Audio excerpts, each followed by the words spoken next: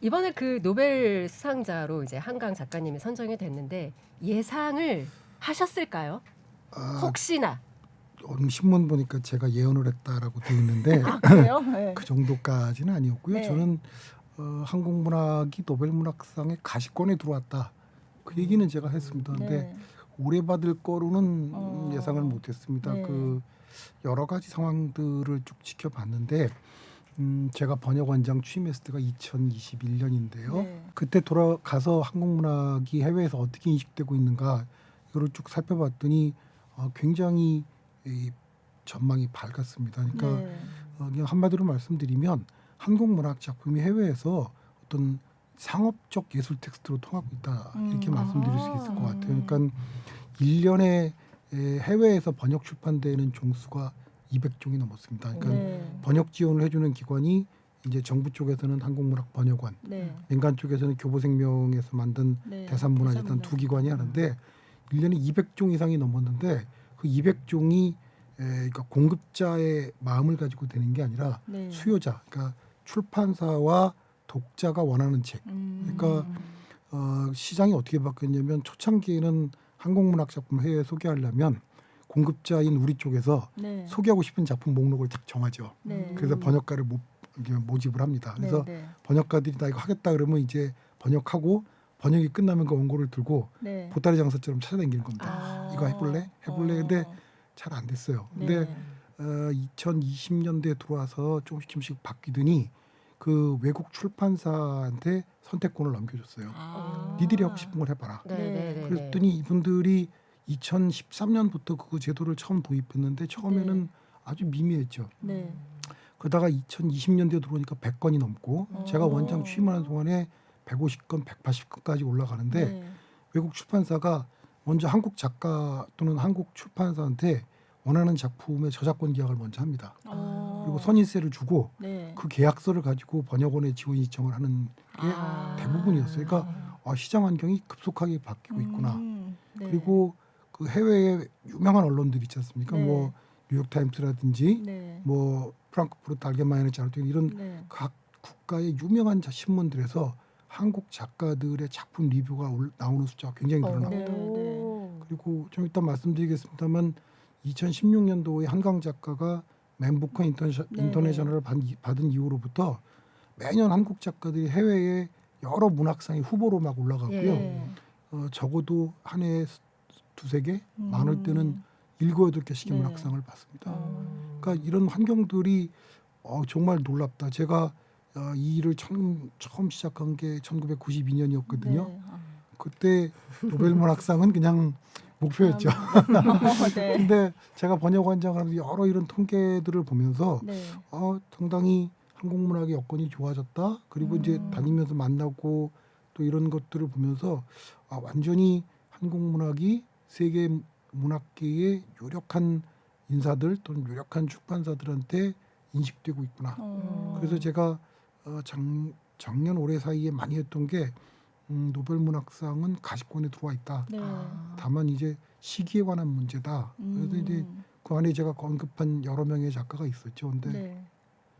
한강 작가가 받을 거라는 건 사실 예측을 못했어요. 왜냐하면 받을 만한 충분한 자격은 갖추고 있죠. 네. 그러나 한강 작가의 문제라기보다는 노벨문학상은 작품상이 아니고 좀 네. 공로상적 성격이 그죠. 강합니다. 그래서 네. 그 작가의 작품 세계 전체 네. 또는 그 작가가 작품을 발표하는 생애 동안에 어떤 모습을 보여줬는가 네. 이런 것들을 많이 보거든요. 네. 근데 한강 작가를 보면 다 갖췄는데 나이가 젊어요. 아직 젊은. 그래서 많이 하시더라고요. 조금 기다려야 되겠다. 아니면 이제 다른 작가들이 그보다 좀 연배 있는 작가들이 있으니까. 근데 그 정도 얘기 있죠. 가시권에 있다 그랬는데 이 말이라는 게 하나 건너가면서 네. 제가 예언을 했다. 네, 뭐 그래서 쪽집게였다. 네, 뭐 근데 그거는 좀 아니다라고 말씀드리고 싶습니다. 예. 어쨌든 뭐 수치상으로 또 혹은 체감적으로 어느 정도 우리 문학이 조금 달라졌다. 이건 이제 느끼셨다. 이렇게 말씀을 해주셨는데 그러면 한강 작가가 이렇게 수상하게 된 좀 결정적인 이유 이런 건 어떻게 보십니까? 사실 거상이 컸을까요? 고상이 컸죠. 왜냐하면 제가 그 한강 작가의 작품 번역 출판 내역들을 쭉 살펴봤어요. 근데 네. 한강 작가가 이제 해외 무대에 소개되기 시작한 거는 그렇게 오래지 않습니다. 그러니까 네. 2010년도에 네. 베트남어로 그 한강 작가 작품 채식주의자가 번역되거든요. 아, 근데 베트남에서 베트남어 이런 먼저? 거는 그렇게 파장이 크지 않거든요. 그죠? 근데 네. 2015년도에 네. 그 채식주의자가 영어로 번역 출판이 네, 됩니다. 네. 근데 그것도 상당히 재미있는 얘기가 있는데 제가 대산문화재단에 이제 상무로 있을 때인데 네. 저희 이제 사무국장이 영국에 출장을 갔는데 네. 한 출판사 대표가 자기를 만나더니 한강의 채식주의자라는 작품을 아주 주의 깊게 보고 있는데 작품 좋다. 근데 상업성에 자신이 없다. 아. 그래서 이걸 좀 지원을 받고 싶다. 음. 그렇게 얘기를 했대요. 그래서 제가 그거 왜 안 되냐? 바로 해줘라. 네. 그래서 이제 저희가 대산문화재단의 번역 출판 지원 프로그램에 지원을 해줬거든요. 네, 네. 근데 그 이후로 바로 이듬해 네. 한강 작가가 맨부커 인터내셔널을 받았죠. 그러니까 그렇죠. 네. 영어권에 처음 소개된 게 2015년인데 바로. 처음 소개된 그 작품으로 네. 바로 맨부커 인터내셔널을 받은 겁니다. 음. 그러니까 이 작품 자체가 사실 일반 독자가 읽기는 사실 쉬운 작품은 아닙니다. 네, 그러나 네. 서구의 전문 독자들이 보기에는 굉장히 놀라운 작품이거든요. 그러니까 우선 그 채식을 선언한 여성. 근데 네. 이 여성은 스스로 자기가 나무가 되어가고 있다고 믿고 있죠. 네. 네. 근데 사실 그 과정을 통해서 자기가 채식을 선언하는데 그 아버지나 남편으로부터 네. 굉장히 그 폭력도 당하고 네. 가부장적 질서라든지 한국 사회 그 완강한 유교적 질서에 대해서 얘기를 하고 있거든요. 그래서 네. 한 개인으로서의 희생자, 한 개인으로서의 갖는 순환, 고통 이런 것들을 보여주고 있는데 아주 탁월한 거예요. 근데 네. 이게 이제 채식이라는 것 자체가 그때만 해도 한국 독자들한테 좀 낯설거든요. 네. 그러나 유럽 독자들한테는 그쵸. 낯익은 소재고 네. 그게 한국의 여성, 그다음에 한국의 유교적 질서 이런 것들하고 맞물리면서 네. 아주 매력적으로 보였던 것 같아요. 어. 그러니까 그게 가장 컸고 그다음에 이제 그 하나 가지고 된 게 아니라 한강 작가의 작품이 이제 그 다음 작품들을 주목해서 봤을 텐데 네. 제가 어느 글에도 썼습니다마는 그 다음에 발표한 소년이 온다 네. 그리고 작별하지 않는다 이 두 작품을 보면 앞의 작품은 어떤 개인으로서의 희생을 얘기하고 있다면 뒤에 두 작품은 5.18 광주민주화운동과 네. 제주 4.3과 연관돼서 어떤 거대한 권력이 빚어낸 참국 속에서 한 개인이 겪게 되는 고통, 비극을 맞아요. 그려내고 있는데 이 작품들이 채식주의자 못지않게 저 개인적으로는 소년이 온다 같은 작품은 아주 좀 탁월한 작품이라고 예. 믿거든요. 네.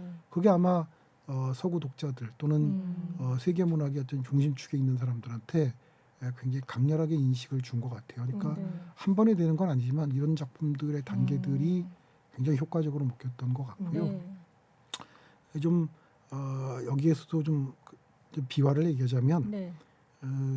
한국 성장을 우리가 압축 성장이라고 그러잖아요. 근데 네. 사실 노백문학상도 압축 성장과 같은 겁니다. 뭐든지 압축이야. 왜냐하면 이제 한강 작가의 작품이 네. 숫자적으로 보게 되면 총 28개 언어에 82건이 번역 네. 출판됐다고 돼 있거든요. 네. 그러니까 사실 이거는 가장 우리가 쉽게 비교하는 건 일본하고 비교하잖아요. 네. 네. 일본에 가장 최근에 노벨상 받은 게 94년도에 오에겐자부로 선생이 받았는데 네. 오에겐자부로 선생이 노벨상 받기 직전까지 17개 나라에서 79종이 번역 출판됐어요. 그러니까 비슷하죠. 네. 그리고 또 사실 한강 작가는 82종 중에는 4권은 여러 작가들하고 같이 낸 앤솔로지 상품이거든요. 그러니까 네. 비슷하단 말이에요. 근데 차이는 오에겐자부로 선생은 수십 년 동안 쭉 낸 거고요. 네. 우리는 한강 작가의 작품 2010년도부터 뭐한 2021 14년 정도 네. 그리고 실제로 그 한강 작가는 그 채식주의자 영어 번역이 주목받은 이후로 2015년, 네. 한강 작품이 대부분이 그 이후로 번역되거든요. 네. 네. 그러니까 짧은 기간 동안에 선택과 집중의 승리다. 이렇게도 저희는 얘기를 합니다. 근데 예.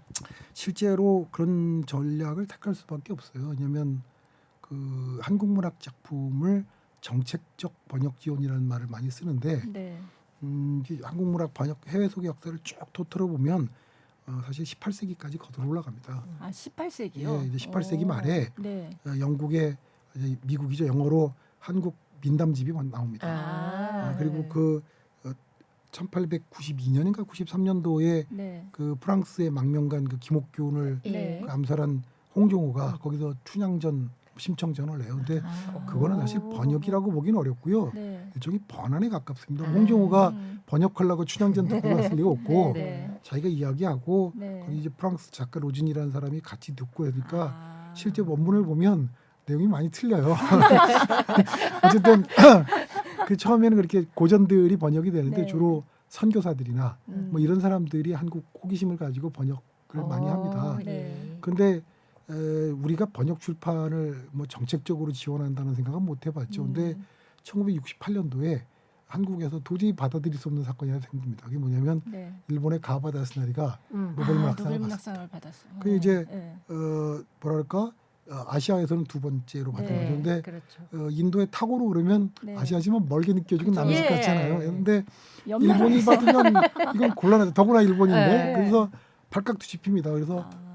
왜 못하냐. 그래서 우리도 노벨상 문학상 받아보자. 네. 이래서 이제 1974년도에 지금 예술위원회의 전신인 문예진흥원에서 네. 번역 출판 지원 사업을 시작합니다. 아. 그런데 그로부터 6년이 있다가 황순원의 별이라는 단편집이 네. 영국도 아니고 미국도 아니고 홍콩에서 나옵니다. 네. 그러니까 이제 그렇게 시작한 거죠. 근데 실제로 그런 과정들은 이제 잠시 후에 이제 번역의 변천사에서 말씀드리겠지만 상당히 뭐랄까 투자하는 기간이었고 네. 한국 문학이 해외 시장에서 주목받은 거는 1990년대 들어서부터 시작입니다. 네. 그리고 이제 그것도 이제 프랑스 중심으로였고요. 네. 가장 영향력이 크고 독자가 많은 영어권에서 주목받는 거는 2010년대부터입니다. 네. 네. 그리고 이제 한국문학번역원, 대산문화재단 이 두 기관이 지원한다 하더라도 재원이라는 게 한계가 있으니까 아무래도 좀 선택과 집중을 많이 하죠. 그러니까 네. 어느 작가가 주목받는다 그러면 당연히 외국에 있는 출판사나 번역자들도 적극적으로 참여하려고 그러고 그러면 한국문학번역원이나 대산문화재단도 같이 이제 거기에 화합하는 이런 방식들을 택하기 때문에 어쨌든 기쁜 소식이지만 저는 뭐 저 살아생전에는 못 볼 줄 알았는데 이렇게 기쁘고 놀라운 그런 상황을 만났습니다. 네. 저는 정말 행복한 거는 한강의 노벨문학상 수상도 기쁘지만 네. 지금의 한국 문학을 바라보는 시선들이 행복해요. 그러니까 아, 어느 네. 평론가가 그렇게 얘기를 했어요. 한강이 노벨문학상을 받을 만하지만 네. 그렇다고 한강이 한국 문학의 유일무이한 최고의 작가는 아니잖냐. 많다. 다른 네, 좋은 그러니까 작가들도 많다. 한강도 좋은 작가지만 한강 말고도 황석영, 이승우, 뭐 최근에 등장하는 천명관, 정보라 이런 네. 작가들, 김현수 이런 작가들 나오면 노벨문학상 후보에 근접했거나 네. 아니면 미래의 한국 문학의 그 세계 문학화 될 수 있는 작가 풍성해졌다. 네. 이거 얼마나 행복한 거예요. 음. 근데 이거를 우리가 계속 지키고 만들어 나가느냐 못 만들어 나가느냐가 우리에게 주어진 아주 큰 과제다. 네, 네, 이 말씀을 드리고 싶습니다. 지금 방금 이제 말씀하신 작가님들은 우리 문학계에서만 그렇게 생각하는 게 아니라 실제 이제 해외에서도 그렇게 보고 있는 작가님들인 거잖아요. 그럼요. 제가 네. 말씀드렸지만 한국 문학이 노벨문학상 후보로 거론되기 시작한 건 2000년대 초반부터의 네. 고은 네. 시인이 네. 처음 거론됐고 그 이후에 이제 이승우, 황석영, 네. 김혜순 뭐 이런 작가들이 네. 같이 거론됐었죠. 그러니까 사실 한강 작가라는 건 굉장하고 기쁜 일이지만 제가 말씀드린 뭐 황석영이나 김혜순이나 이승우 같은 작가가 받았어도 하나도 이상하지 않단 말입니다. 이럴 정도로 한국 문학이 정책적 번역 지원 40년 동안에 상당히 많은 충의를 키웠다. 네. 그래서 제가 말씀드린 게 번역원장 맨 처음 취임할 때 말한 게 저는 제비 한 마리를 부르려고 하는 게 아닙니다. 제비 한 마리가 아니라 봄을 부르려고 합니다. 시적이야. 역시. 시인이셔요. 네. 네. 그래서 제비 한 마리는 노벨문학상이죠. 예를 들면 네. 나집 마흐푸즈가 노벨상을 받았다고 이집트 문학이 세계 문학입니까? 음. 데릭 월코트가 노벨문학상을 받았다고 세인트 루시아 문학이 세계 문학 아니거든요. 네. 네. 그래서 저는 제비 한 마리가 아니라 봄을 부르면 제비도 오고 꽃도 피고 강물도 흐르고 숲이 우거진다. 네. 그 봄을 만들면 노벨문학상은 저절로 따라온다 그랬는데 네. 그 작업을 한 결과 노벨문학상도 만들고 지금 네. 말씀드린 대로 이렇게 두터운 충의를 두텁다고 하는 건 제 생각인데 어느 정도 이렇게 충의를 만들어냈다. 네. 이게 제가 번역원장으로서 가장 역점을 둔 네. 일이다.